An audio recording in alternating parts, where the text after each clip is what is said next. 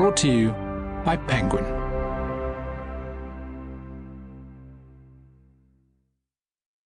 Fight for Your Life by Amir Khan. Read by Shane Zaza. Introduction. I know this is it. The last few rolls of the dice. The last few swings of the fists. The last few desperate attempts to fend off the inevitable. And then, bang, a blow that takes every last ounce of air from my lungs. I'm doubled over, leaning on the ropes. There is cheering, or is it jeering? I can't tell which. It sounds like my head's underwater. I'm gasping for air, drowning. I force open my eyes and remember, through the bright lights and the blurs, that I'm in Madison Square Garden, perhaps the most iconic venue in boxing. They've all fought here. Ali, Fraser, Tyson. It's always been my dream to fight in the grand New York arena. And yet, here I am, living a nightmare. I've just been hit by a low blow from Terence Crawford. It feels like I've taken a cannibal in the shorts. The rules state that I have 5 minutes to recover. I'll be pissing blood for days. Boxing is a blood sport. Collapsed on the rope, I recall seeing the red stains on the canvas at my first gym and wondering what they were. My mind also turns to the first time I made an opponent bleed and how my coach told me, "Well done." I liked that. The referee comes over, checking me out.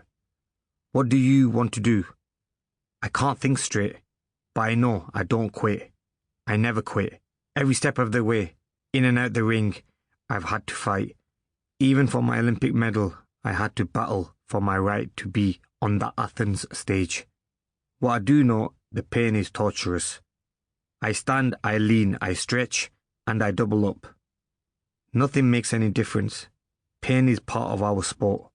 I fought most of my career with a broken hand. That hurts.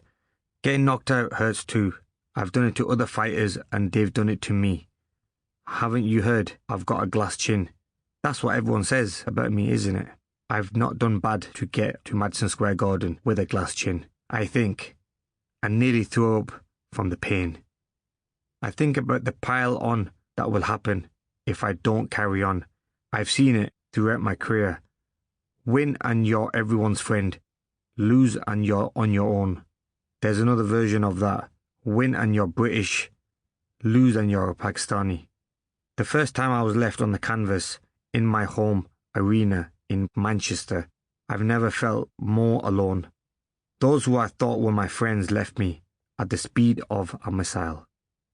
Thankfully, my career has been one of more highs than lows. I fulfilled pretty much my every ambition. Along the way, I've taken risks that changed me from a naive lad from Bolton to a sporting champion known the world over. The biggest risk of all was leaving England for America. But it worked. I built a career on my own terms and said goodbye to being thought of, by some at least, as second best. It's what ultimately has brought me here to this 20,000-seat auditorium. I'm beginning to think, though, that going back in the ring with Crawford is a risk too far. Truth is, I'm way behind on points. Miracles do happen. Look at my marriage. Who'd have thought that would have survived?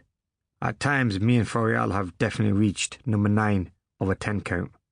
And we are still here. But Crawford is a different proposition. This isn't a fallout, a public spat, a storyline for a reality TV show. He's got me. If I go back in the ring, there's only one result.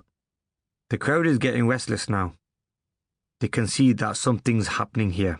Something that can bring an early end to their entertainment. The final scene of this drama was meant to be me lying flat on the canvas, 3 teeth in the front row, not feeling faint from a punch in the bollocks. As a self-professed entertainer, I understand their frustration. My entire career has been built on being a crowd pleaser. I hated the thought of being a boring boxer. I attacked. It made me vulnerable, and people loved the Sample complete. Ready to continue?